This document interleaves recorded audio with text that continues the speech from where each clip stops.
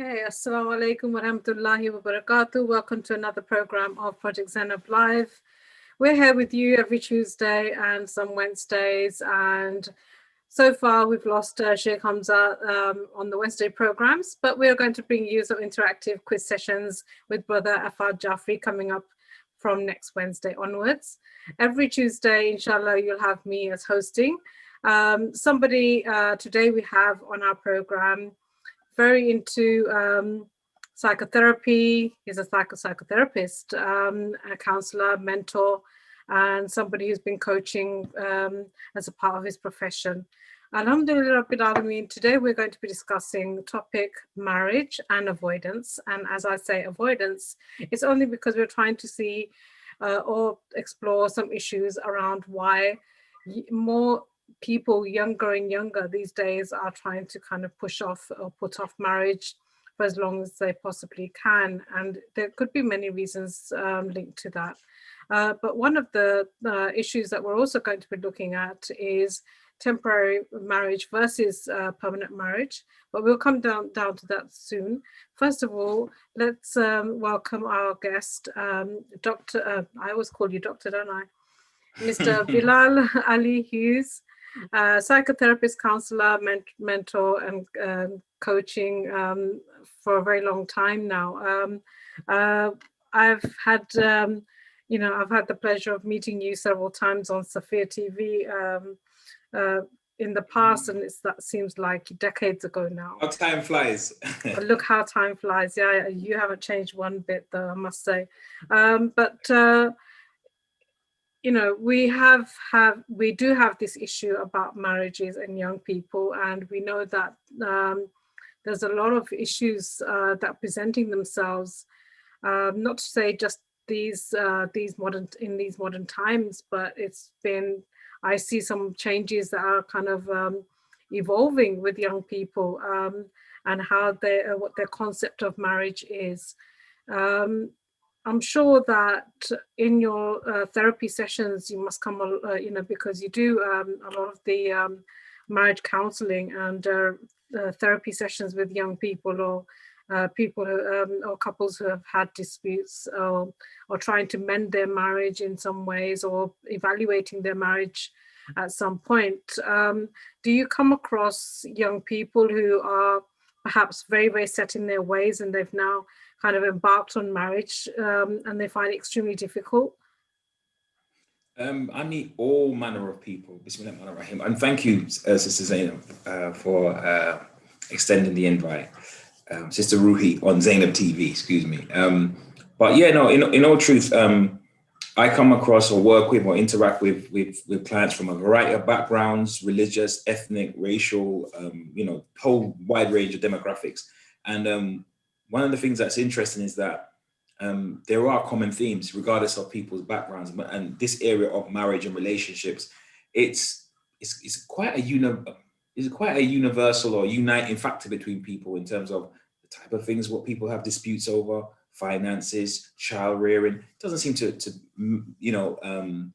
impact whether people are from a different class or a different background and stuff like this. But in terms of the Muslim community, clear evidence that young people are delaying marriage more and more and more. And we're aware that there's from the Prophet, peace and blessing be upon him, kind of advice to avoid that because it leads to corruption. And I'm sure we'll kind of like maybe talk about some of the sort of sociological and psychological fallout of that. But yeah, there is a common theme about delaying, settling down, getting married and committing. And I think one of the kind of obvious byproducts of that, which is the difficulty, is that if you get used to your own space and doing things your own way and you get used to a certain level of independence, you get to a particular age, male or female, the compromises that need to be made in marriage are a lot more challenging if you're post 25 and post 30 because you've kind of grown in a certain direction. So, having to being an individual and now you're part of a team, yeah, it does take a little bit of a challenge. Do you think we're not actually, well, there's things that you kind of grow or nurture. I mean, nurturing our sons or our daughters to understand what marriage is or the concept of marriage involves. I would agree because, for one thing, Western society, feminism is not part of Islam, but Muslims live in the West, so we're going to be impacted by these ideas, whether we like it or not. Resistant as we may be, we're impacted by these ideas, and sometimes we will, we can even be at risk of saying no, but Islam says this, so it kind of ties into, and we're talking about equality, and we're talking about empowerment and justice, and that's these are universal principles of Islam. But when we look at the sort of Western model, and it's more striving towards a kind of sameness, or almost like saying men and women are kind of interchangeable. There is no difference, and that's when we hit the problem. That's when that's a big part of the I would say the problem when if Muslims get sucked into that idea, because we're clearly not the same. Allah says in the Quran clearly that the male is not like the female and the female is not like the male. So Absolutely. we can have equality in value, but we're just not alike. Absolutely. And there's a lot of issues with people understanding the verses of the Quran when it comes to that. And I know that there have been a lot of people who have kind of have been thinking about the patriarchal society that we live in, and they kind of push for this feminist route, and it's kind of causing turmoil amongst people who have never been privy to that, to be honest. I know from cultures in South Asia and it wasn't like this years back, but today it's a whole idea of Me Too, kind of looking into the whole feminist shebang, and it does impact people. It does impact marriages. It's about how how women actually see their role in as a wife, and a lot of them are totally having these misconstrued ideas, pushing this whole thing forward, and it doesn't help the marriage at all. No, definitely. And I think that something I do have to introduce into the conversation, which is like balancing it out, is that I think that the young sisters, the young Muslims, a lot of them are more branching into the professional world and becoming quite qualified in different fields. And I find that there are Muslim brothers out there, young brothers that are in Canary Wharf, in the city, wherever, professional guys, but I don't know how the ratio is working out. So in a way, it's kind of a brother's market in the sense of they can afford to be a bit more choosy, because if I'm a white collar young Muslim 23-year-old guy, I know there's more Muslim sisters on that level for me to pick from. So it's kind of, the brothers need to catch up, I guess, or we're going to have more problems. Yeah, or maybe just understand that, time has evolved where young people, be it a male and a female, are both going out to work. And these days, financial circumstances mean that both of them do have to go out to work. One may not think that it's only just a single person's life anymore, and it's two people that have to go out to work to manage their household income. And that's one issue. So there's a lot of pressure on couples there as well. And I think some of that could be that some of these ideas of not wanting to get married so quick is because this whole financial burden on one person is like, I'd rather be able to manage at one time where my income is a bit more higher, and I can get a house and I can get a car and I can, be a bit more independent before I actually marry. And that time might never come. Exactly. Because the thing is that, Allah, the religion of Islam teaches us, and I'm sure it says in the Quran somewhere that, when you marry, in other words, it leads us to believe that when you marry, Allah will increase your wealth. But people put off marriage because they don't know that there's a blessing, that opportunities will arise out of them actually making that spiritual union. There's a covenant with God, so that when you take that step, opportunities will come out of places you didn't see it.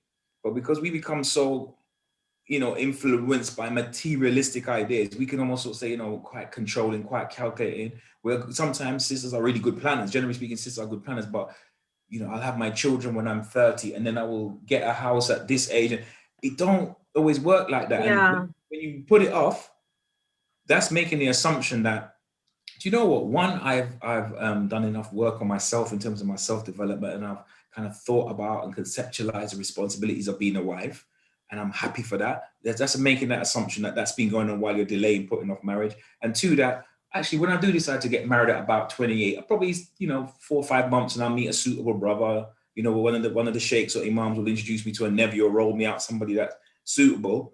Yeah.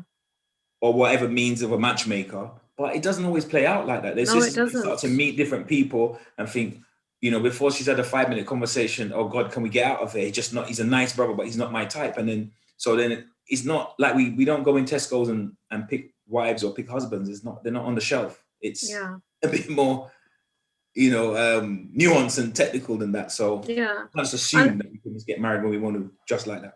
I know, and there was a lot of people that sisters have actually put up comments underneath my promotion for today's program, and some of them is that there's this whole idea about control.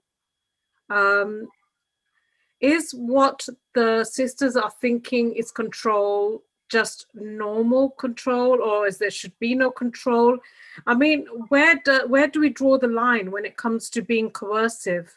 I mean, okay, coerciveness is not a good idea, but can a man not even tell a woman that you look good in this dress than you did in the other one? Is that a form of control? Or because even the small remarks that I've seen men make these days is not something that women can actually absorb. And I'm thinking, is it women have lost their tolerance towards a man even telling them something that he may actually prefer on a woman to wear? Even, I mean, that's just an example. But you say that's just an example, but that is a very loaded area, isn't it? Because women and women's bodies and women's clothing and the whole gender dynamic, it can be that can be a minefield. But the way I look at it, I always think it's interesting that, sometimes that remit of things is a bit weaponized. Like a husband says to his wife, I really prefer you to wear your hijab this way. Or, when you wear the abaya, it looks so beautiful and stuff like this. More, this skinny jeans with the top piece. I prefer the abaya. 99 for the skinny jeans and top piece, but 100 for the abaya. It's nicer, sweetheart. Yeah. And sisters can be outraged or feel like, you have to watch that because this is toxic and it's toxic and it's narcissistic. That word that you've just used, it's just so common these days that, just because somebody has made a little statement, he's now toxic. The atmosphere is being filled with that word. Like, it's overused. It's lost any value. That's what I'm saying. That's what's happening with words. It's even words like anxiety. Everybody's got anxiety. I grew up in a society where anxiety was never heard of. When I was a kid, I couldn't afford it. It was too expensive to be anxious. We had to kind of get on with it. But I know that as time goes on and we become more educated as a society, and we've made a lot of advancements in areas like mental health and stuff like that, which is really, really important and impacting people's lives in a positive way. Yeah. But that word, those two words in particular, toxic and narcissistic, they're going to lose any meaning and any definition. I was just about to hit that one too. I was just about to. If a man says one thing that a woman doesn't like, he's clear narcissist. And I'm like, do you know how long it takes and how much information do you need to diagnose somebody with narcissistic personality disorder? You can't make one line on a YouTube video or make a passing remark and that's enough to diagnose someone. It's very complicated. Yeah? She's a narcissist. Just say he's not a nice guy or I didn't like what he said. That will suffice. This is not really so dramatic. But if you flip it in terms of men speaking about, a man speaking about his wife's clothing or something like that, it could be a red flag and an era for a red flag. However, I think it's totally in order. Just like if a sister says, sweet, I don't like you in the skinny jeans, that polar neck suit. Why can't a wife say that to her husband? Yeah. I wouldn't see her as toxic or narcissistic or controlling or henpecking. It's just a wife kind of like sharing her affections about her husband and his appearance. So, but do you think women do that enough, even compliment their husbands anymore, or is it just it's all about me kind of thing? I think that there are some really devout and good sisters and caring sisters and nurturing sisters that are out there, and wives and their brothers that are married, are very fortunate, very blessed. You know, like Muslim women are the best women, but like there is a climate that we live in our society. And you mentioned the Me Too and things of that nature. And there's this kind of climate of where there is a quest for, you know, the equal pay and for rights under the law. And, you know, like people who support that, any like, you know, human being of kind of like sound character or integrity, which, you know, like, yeah, it's fair, wage equality, things of this nature. That's good. But then there's this kind of unhealthy underbelly of kind of, it's gone into misandry, it's gone into kind of man hating, and all men are trash, hashtag men are trash. I mean, not men, all men. And that, so it's gonna be extreme. And if Muslims are not careful, they can get sucked in and swept away with the, you know, the kind of anti-male rhetoric and the whole anti-male ideology, which is somebody else's idea, just left-wing politics. Like, I'm neither left-wing or right-wing, but I'm just saying, just left it alone. Just leave the left to do them, and, you know, try to get back to Quran and Sunnah, teach the Alabay, and we're on a much better footing. Do you also think that you know, the Western media, the movies, the dramas, all impact the kind of really influence the attitudes of Muslim women, and not just Muslim women, men as well, of how they actually have the expectations of their wives, or vice versa? Yeah, no, definitely. We've there are other reasons as well why I think that people are able to put off marriage, because of like what's available in Western society in terms of, I don't know how to put it. I'm trying to find the most diplomatic way of putting it, but there are some, let's say, inappropriate behaviors or practices some Muslims have got sucked into, both men and women, as a result of not getting married once they've reached that age of desires. And so, yeah, the influence, Western influence is there. I don't want to use the word Western like sounds like everything from the West is evil, because, you know, the West is just the West, but there are things that are ethical, things that are in line with Sharia and with Islamic values and principles, and then there's some things that are really not for us. Yeah, absolutely. We just have to, you know, say, eat the chicken and sort of spit out the bone. You kind of got to, you know, take the good. I've seen white British couples that have literally died at the age of 90, but they've never, you know, thought of anything but togetherness. I think that word is not compatible these days with people's mentality, the thought about, you know, understanding what togetherness is. And there was a time where, even when I was growing up here in the UK, where a lot of the marriages, you know, divorce was unheard of. There were a lot of marriages where people were very, very comfortable post-war, post-Second World War. And, you know, there could be nothing more than a loving couple who really understood what, the marriage phrase is, you know, in sickness and in health, for richer, for poorer, and all of those kinds of things. Yeah, so like for better or for worse, there will be good times. There'll be times when you're tested by Allah and you'll be tried, and like this is a part of your growing and your spiritual depth, digging in and working through problems and working through challenges. Yeah, that was the idea in the past.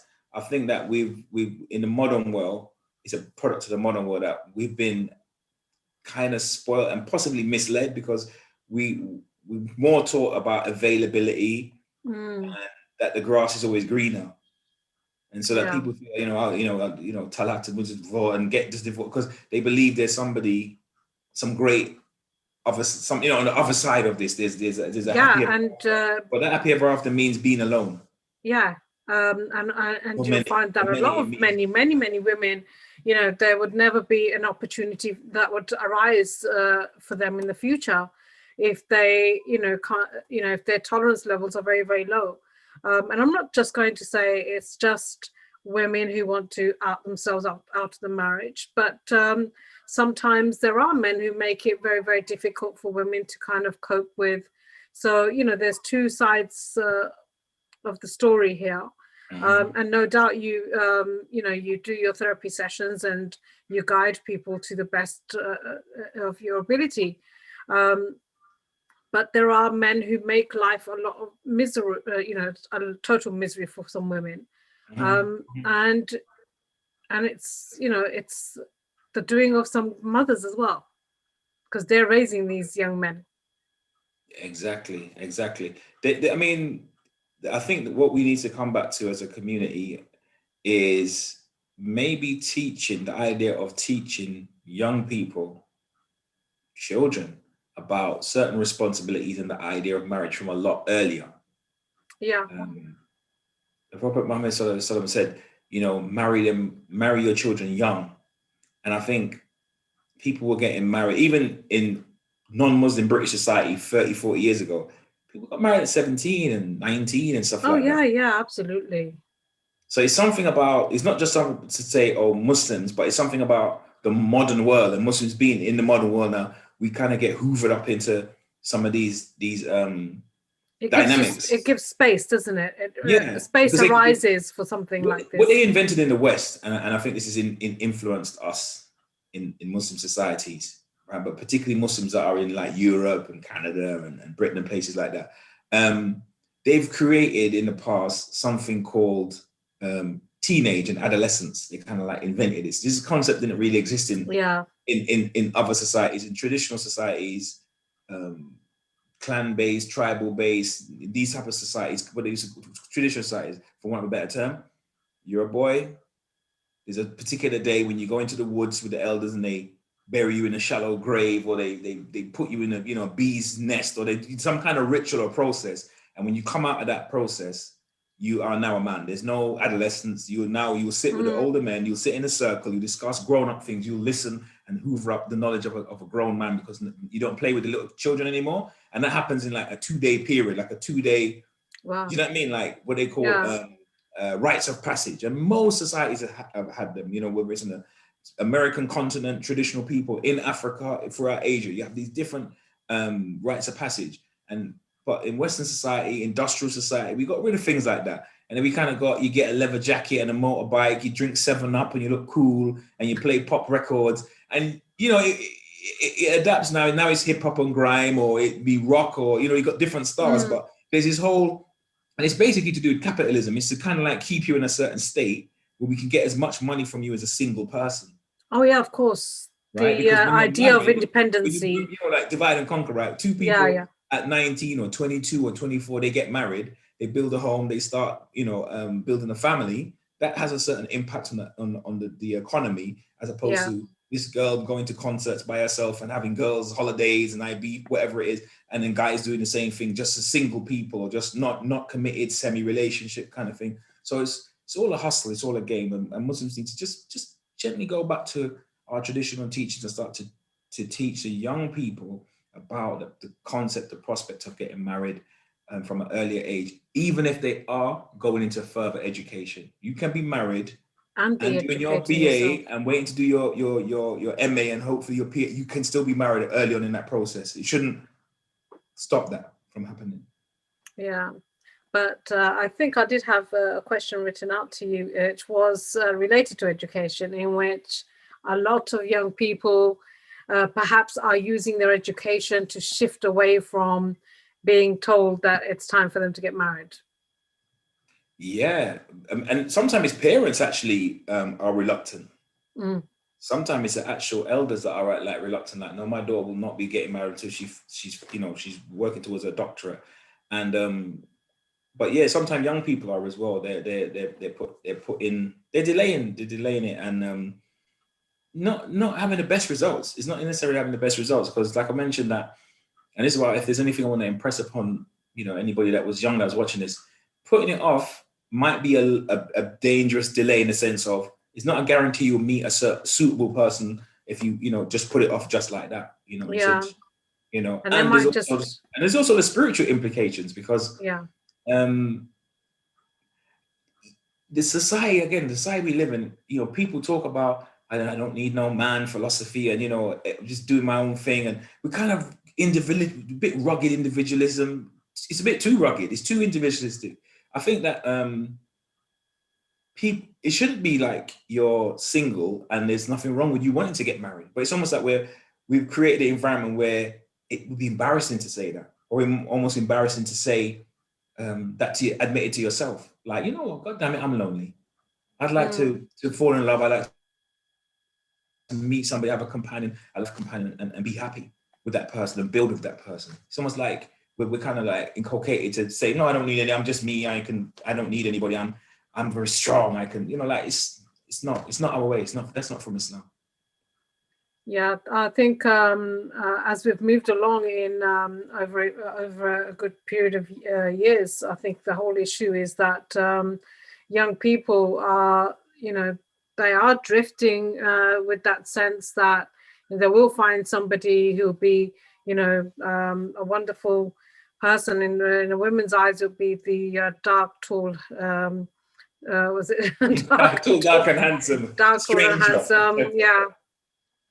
And it's not happening in that way, and things won't, as you suggested, that time where they've got this kind of time thing where I'll get married at this age, have my children at this age, my first child at this age, I should be this age when I have my second child. But by putting off their marriages, they're also, for females, there's a huge danger of becoming less fertile to actually have children. And I think that women, one of the issues that I was looking into a few months back was the fact that years progress, and the chances of becoming fertile enough to have children is very less too. No, it after 35. I believe they call it, or they have different words, whether it's America or the UK, but they call it geriatric pregnancy. And so it's different if, I'm no medic, but I know enough to know that if a woman's had children in her 20s and then she has a child at 35, it's different because she's already a mom. So her body is, like her biology is a certain way. Yeah. So it's a bit more compatible than if a person is waiting post 35 to have their first child. It's not the end of the world, but it's like, these are not ideal times where Allah has designed us in a certain way to, we need to submit to Allah really, and comply with what's wise, and allow the body to do its function. Yeah. And that's in one way you'd think the fact that women have a clock, a biological clock. Yeah, biological. I think they would be the ones, because years ago that was a sort of concept into that men were the ones that would delay marriage and want to be about their pals and being on PlayStation and hanging out with the guys. But women were the ones that kind of wanted to get married and get serious early on. Yeah, but we've looked into the females, females and men, as it were, putting off marriage and stuff.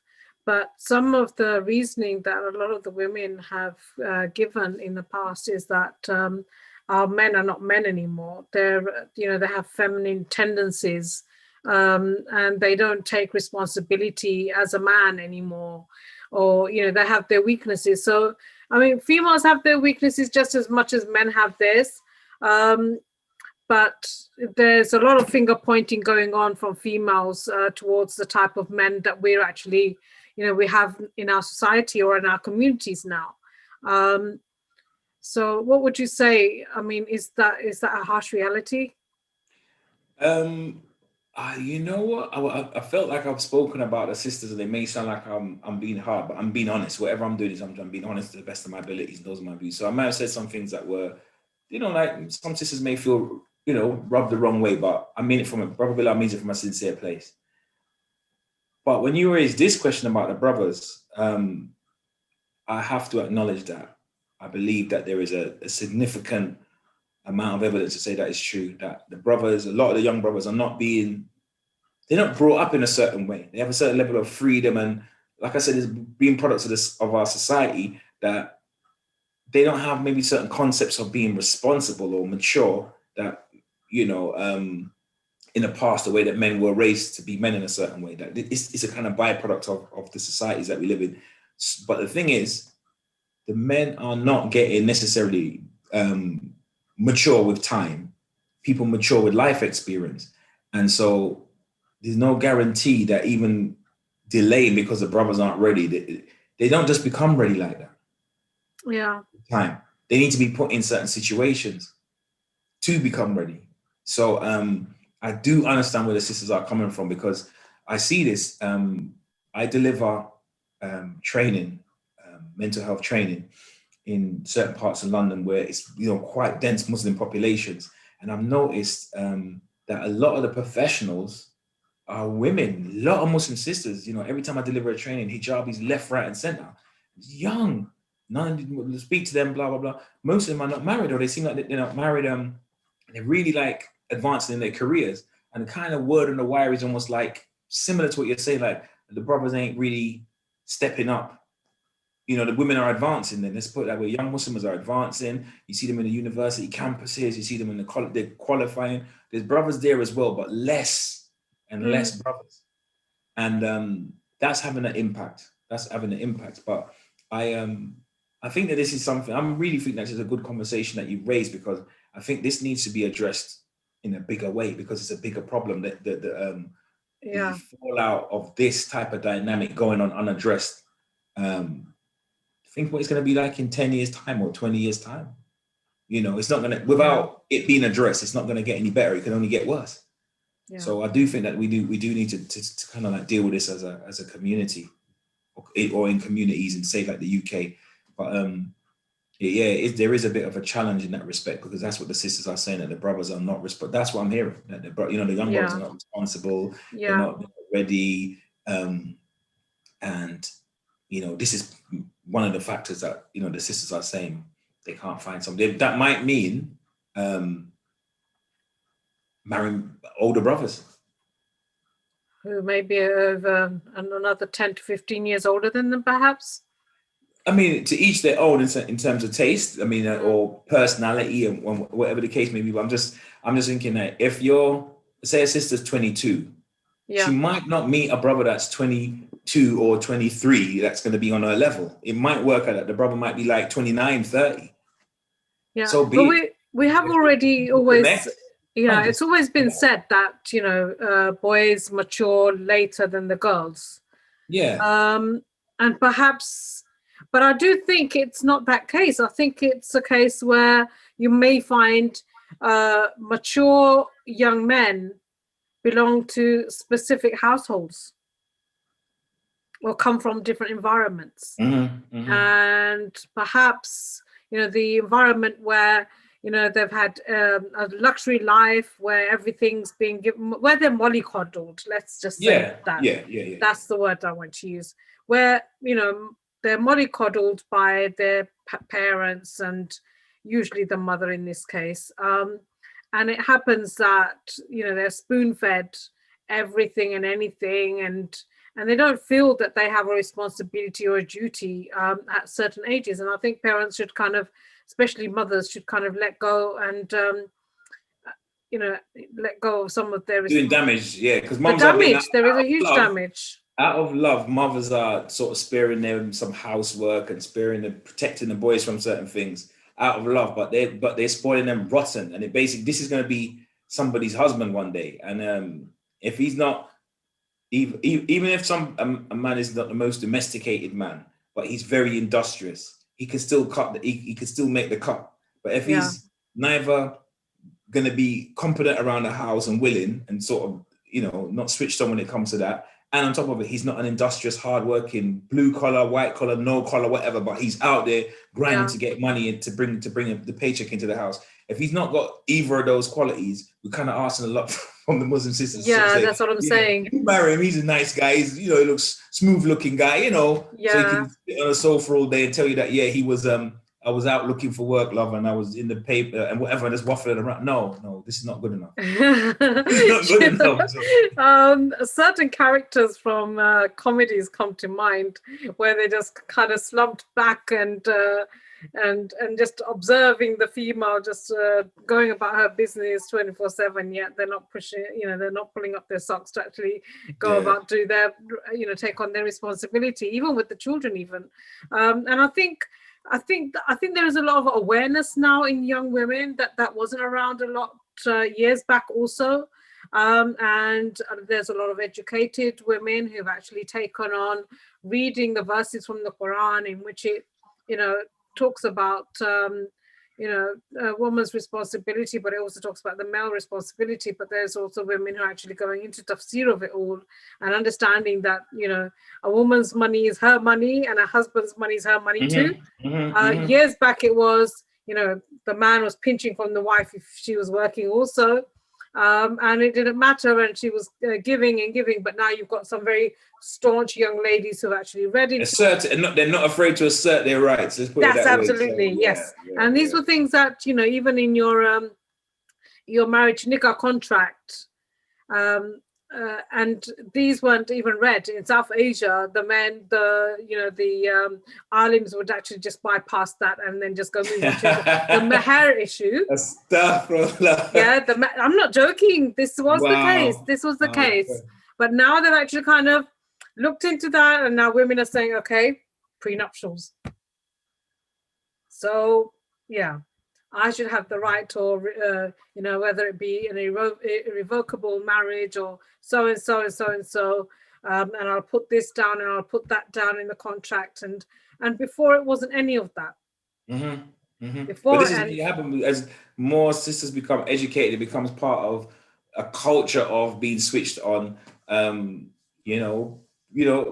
will have to raise their game.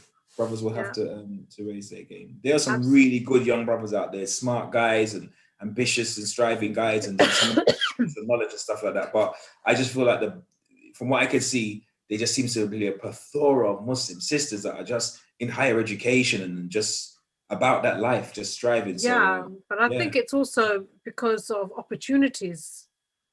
Years back, type of households, especially I can talk about subcontinent, the South Asian subcontinent, where women and young girls weren't given that opportunity. The amount of education they had was, how to broom the floor and how to actually wash it, and flooring and mopping and all of that was their education. And then you came past your secondary education and that was it. What do you want to be educated for?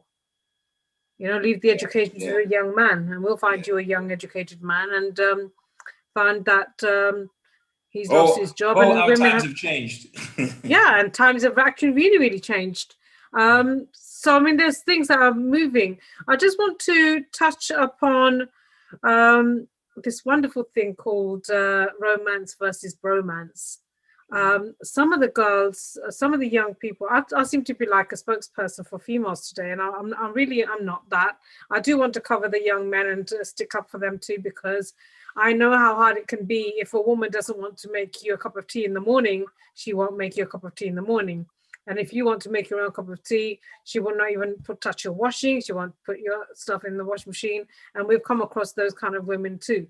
So, but there is this issue where men would find time to bromance, but won't find time to romance with their wives.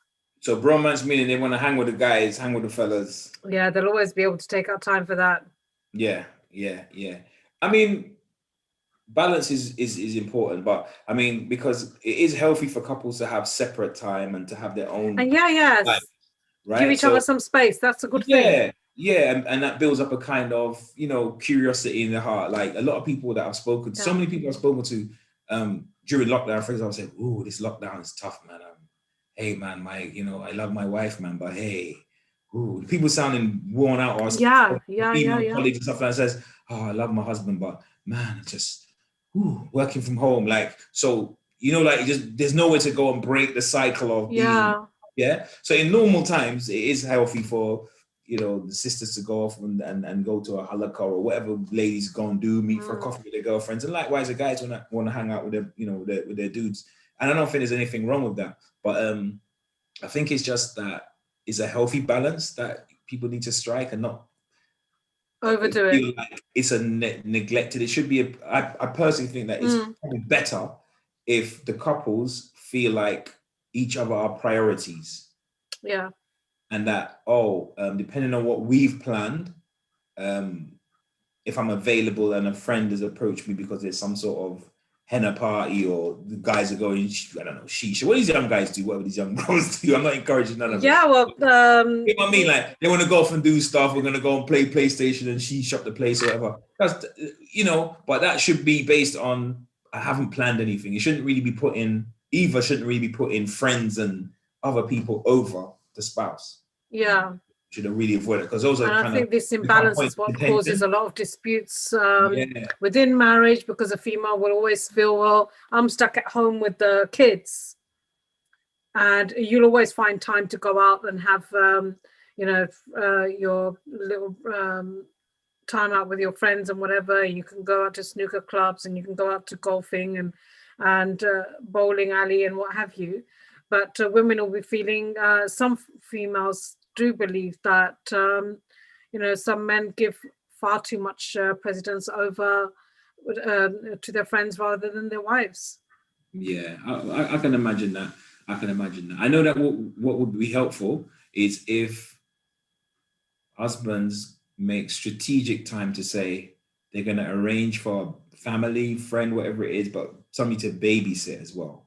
Because I Yeah, think that when you have children, it's important to have couple time. And I think sisters' threshold for children is much higher. Like you guys' threshold of children screaming and jumping around and misbehaving is it's on another level compared to us as of men. course. So a man's going to be much more inclined. He's kind of about brothers have to take the lead and say, I've arranged it so that the babies will be gone, or I'm going to take my wife out we're going to go to the cinema. I'm talking normal times, but there's different ways of being creative and schmoozer and romancer. We're gonna have a ball. Men are going to be more up for that, but sometimes I think wives don't see that, and they might be thinking he doesn't want to spend time with us. But the noise and the kids jumping and doing backflips. Sometimes guys want to just get out and they want to go and hang with their friends because all they're looking for is a bit of peace.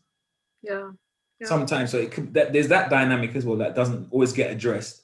But one helpful way is if they are able to kind of like the children can go and play with the grandparents and let's get something together. Striking a balance between it and involving everybody else to help you make the most of your marriage. Yes. And it doesn't hurt to have a little bit of a network, but include people that would actually help you, have give you a bit of time and space as well for you to have that romantic time. Take your wife out to cinemas very or whatever. Important. And very, very important. Yeah, I think it's they have this thing where in some communities, like in the Caribbean, they call it partner, where we all put money into a club, and then at a certain time I get to take all the money and I can buy stuff. Most cultures have them, right? They've got different names, but it's the kind of same principle. Why don't people do that in childcare? Me and my wife will look after so-and-so couple's kids this week, and then next week they'll look after, that kind of thing, or whether it's family. No, absolutely. Favor for a favor kind of thing. I was watching a movie just, I think it was last weekend or the week before, about single mums. And this is what they do, is that on one night, all the women go out and have their time, while one of them will actually have everybody's kids around her for voila.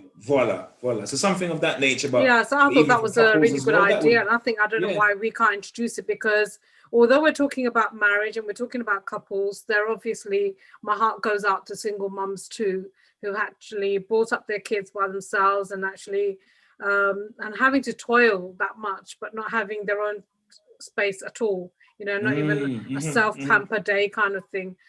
So at some point we would like to introduce something like that. I have been thinking about this on a major scale, that we could arrange for something like that for single parents, especially young mums. That would be a godsend. When you have young children, there's sisters that are single moms and they've got older children that they might need different type of needs. Like if dad's not in the picture as much, are there any brothers that can do mentoring and take the boys, this type of thing, or the teenagers? That's a different need. But when it's young kind of kids that they kind of demand a lot of attention. I think the sisters they'd knight you as a saint if you're able to organize. I've been thinking about this for a long time, and it just kind of we just kicked into lockdown when I was actually trying to arrange that with a few sisters at one of the centers every fortnight to actually take on your children. We've got enough experiences. Even if you want to check us out with DBS and everything else, by all means do so. But hopefully, inshallah, we'll be able to kind of arrange for single mums to,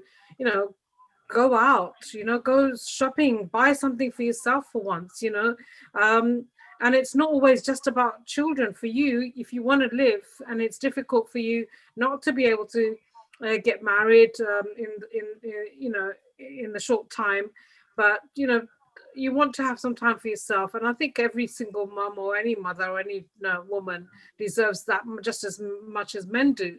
And men don't usually have that responsibility, but then there are men who are actually single-handedly bringing up children, and with the knock-on effect of this lockdown, with the loss of spouses, wow, yeah, and becoming widowers or widows, I think this kind of arrangement would go really nicely.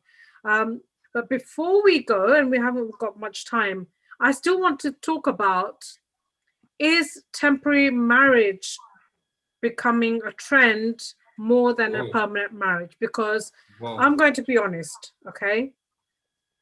In the community, working in the community, I have come across young ladies who think that young men are so into temporary marriage that they wouldn't even think about permanent marriage. And if they do think about permanent marriage, their permanent marriage will be will start to rot instantaneously, because they've had far too many temporary marriages to actually understand what a permanent marriage is and what responsibilities they need to take. That's really interesting. This is more like a program in itself. I know. Or a doctoral thesis or something like this. Is deep. This is really deep. But yeah, I can understand how that plays out. Yeah, because just to sorry to interrupt you there, but where I come from this is when I did a few of my talks with young ladies on social media. Right. Okay, and I said, when you get so invested into social media chat lines or chat groups, and you're talking to young men who you don't know, who present to you as the nicest guy on the planet, how do you get past that when you get so used to it and it becomes something that is now ruling your life, when you have to move into a permanent marriage transition? Same thing for men. Yeah. It's something that we need to, as a community, need to start thinking about, because this will potentially become very disastrous for permanent marriages. Yeah.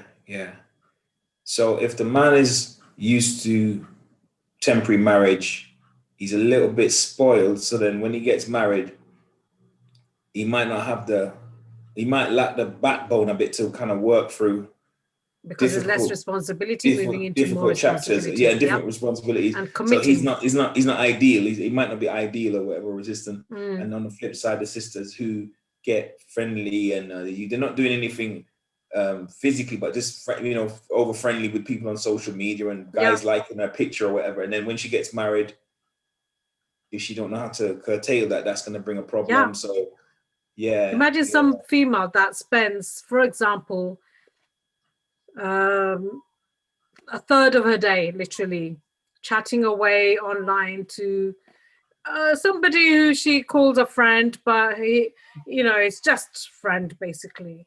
But you get used to chatting online. You're not going to be chatting to your husband a third of the day, are you, when you get married? Yeah. Something. But no, it's both are problematic. But more is that phenomenon what you mentioned is quite that's quite a challenge. It's real. I guess that's real, right? Because from the school of thought, those school of thoughts that accept mutter, some people use it appropriately. Some people never. When we say abuse the idea of it. Yeah, that's what I was about to say. Some people never. Some people that's just not for them. Some people they have done, and they may in the future, but they it's no big deal. And then some people they're hooked. Yeah. There are mutterologists, slightly OCD, like kind of compulsive, kind of. Yeah, because there's always something about being moderate with the institution. Yeah, there's always something about being moderate or having something in moderation. Okay, and I noticed that there's things that are in society, if we don't hold on to or understand the concept from the verses of the Holy Quran and you bypass its necessity and then use it to suit you. Because yes, we can say that, you know, muta is something that is accepted by the Quran. I mean, is accepted by Allah subhanahu wa ta'ala. It prevents you from sinning, and there's so many good things about it. But when you've got young people who are practicing it day in, day out, and they move into that transition of permanent marriage, that could be very, very damaging. And let's not forget, anything that's done like that could also be counted. He may just, you know, this is a bit rough coming here. What about promiscuity? Using muta as a promiscuous means. No, I get where you're coming from, sister. I think there are Muslims, unfortunately, and I'm talking about men for the moment, who will get caught up in who get caught up in haram, right, in that area. Yeah. Because they, just say, for example, they come from a school of thought that doesn't believe in the sanctity of muta, right?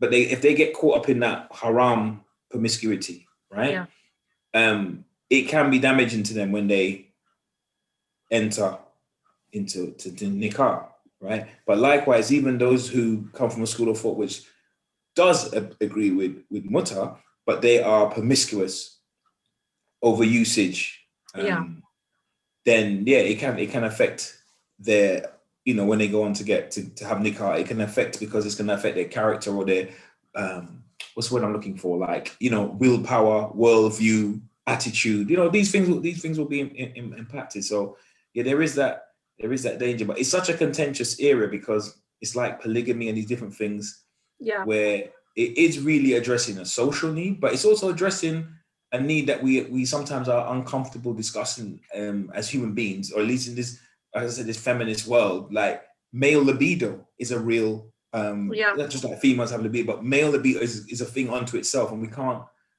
be puritanical and sort of, you know, like in Catholicism, you know, everybody's is a bit too, you know, like, men are men, and there's halal avenues, but I guess it's a need of wisdom to not, you know, overuse that avenue. Yeah, break boundaries. Yeah. Because I just think that we're creatures of habit. So if somebody gets into that habitual lifestyle or is really delved into that lifestyle, then yeah, it will have an impact on them. Yeah. If especially if it's not as in mutter, in the sense where it's not a temporary marriage, in the sense where this person's been sort of, you know, semi in a relationship for a period of time with this person, but it just happens to be that's the nature of the union. But more like we're talking about these kind of moving around kind of behavior. Yeah, and you know, I mean, I know there is even in our community, you know, this whole trophy kind of aspect to this temporary marriage, and no doubt, obviously, that there are conditions in temporary marriage, and I can't reiterate that enough. That there are conditions that need to be met. That, you know, young girls. Be it al-kitab, but they can, you know, females from, they be Christian or anyone who is by the book, according to Quran. But there will come a time, though, when, you know, this practice for some could be very, very damaging in their marriages. So it is something that you need to be very careful about. Fathers or guardians' consent is one very important aspect of that. Which people, I think, which some young men do kind of sideline or totally forget. But it's, you know, with anything, they conveniently forget. Forget. But then at the end of the day, it can't be seen as, you know, because it's not like you have a set of guidelines and then you choose one and choose not and try not to choose the other. It is that you have to abide by it, and it is like. I did put it this way when I was speaking to a group of young men once upon a time, that it's like the fine line between vinegar and alcohol. That's how thin that line is. You break boundaries, you make mistakes, you don't, because there have been cases where I have spoken to a lot of females and they had no idea because they weren't that literal from the verses of the Quran. They didn't understand what the conditions were that they should have met. And I did speak to young men and told them that, you know, they may have this idea of being, they could become compartmentalized. But women become very, very emotional, and it can be psychologically damaging for them too, after this relationship ends, or there has to be a timeline. But there are men are much more capable. Men are much more. Let me just say that for the record, men are wired in a way where men can divorce themselves. They can compartmentalize easily. Men can be easily detach themselves, and intimacy is just that. And if it's a woman that they really love, it means a whole different thing. But just for intimacy, men can easily do that. It's not an issue. I don't think women are wired like that. And, you know, that's why people tend to discourage, you know, sisters and so. Absolutely. You know, women in the book, but, you know, as a Muslim, you don't really want to, you know, they kind of discourage. Obviously, it's not haram, and if the conditions are right, but you need to, I think this is what I would say to sisters. You need to really be clear if you want to go down that road, because don't assume in the nod, wink, ha, we're all laughing and smiling. Don't read into that too much. That means the brother's creating some kind of illusion of permanent marriages down the road. And this is just the first step to it. You know, this is just, no, you need to be clear about what you're stepping into, because you're both grown up. And so if the chips fall on the side that you don't, you know, it could fall away that you don't like. So be clear. Absolutely. Because brothers are very different. You know, brothers are going to find it easy to say, hey, you know, the clock and and that's it. So, you know, just to protect yourself, sisters.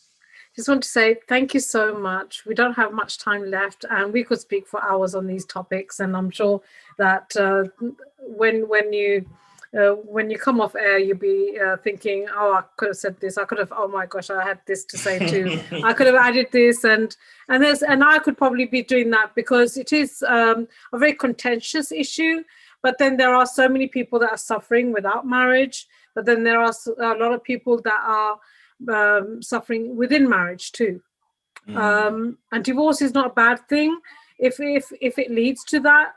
But so as long as it's not the kind of a repetitive thing where you take divorce lightly as well. Tolerating your marriage also has a certain aspect to it. You don't tolerate violence. You don't tolerate coerciveness behavior. Abuse. You're not saying abuse. We're not encouraging people to accept the unacceptable. No, we're not doing that. It's not acceptable, and and decisions have to be made whether this person in the long run is somebody that you think that you could continue life with. But we've got 2-3 minutes. I just want to say a very big thank you to you, Brother Bilal. Pleasure. As always. No doubt, inshallah, you come back to us. But I also want to say before I go is that we had Brother Shuhaib Ahmed, who came on the program from Nigeria, who's doing some very, very good work with some charities. And one of his charities that he spoke about requires funds. So look us up on Project Zainab. We'll post up again about his funds. Please donate whatever you can. A small amount goes a very, very long way, but no doubt those children will have a future. We'll be back with Dr. Rebecca Masterton next week, and we will be talking about some more contentious issues, but more controversial ones too. And it's really important that we go live, speak to our community in the best possible way. Inshallah, we look forward to seeing you next week. We also have Brother F.R. Jaffrey, who will come on to Project Zainab Live on Wednesdays with a live quiz, interactive one for everybody to really indulge into their Islamic knowledge. Look forward to seeing you next week. Inshallah, take care, stay safe. Assalamu alaikum wa rahmatullahi wa barakatuh.